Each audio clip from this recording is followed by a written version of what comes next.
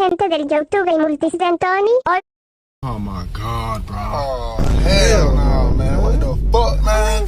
Get your ass on. voy a hacerle una defensa a un Dios todopoderoso, así es. Habla de Goldnoide. Bueno, este Oh my god, bro. Oh, Dios sube buen contenido.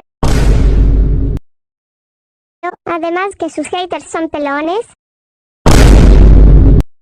Y Multisdentoni, jajaja.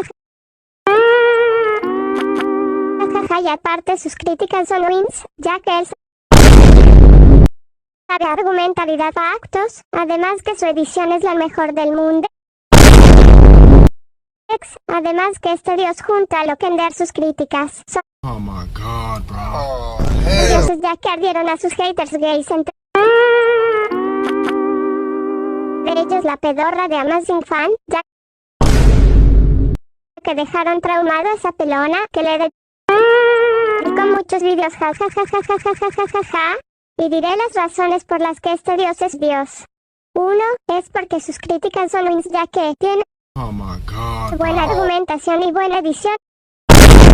Música en 2, Dios 3, es Dios 4, es Dios 5, es Dios 6, es Dios 7, es Dios 8, es Dios 9, es Dios 10, es Dios Get your ass on, boy. 11, es Dios 12, es Dios 13, es Dios 14, es Dios 15, es Dios 16, es Dios 17, es Dios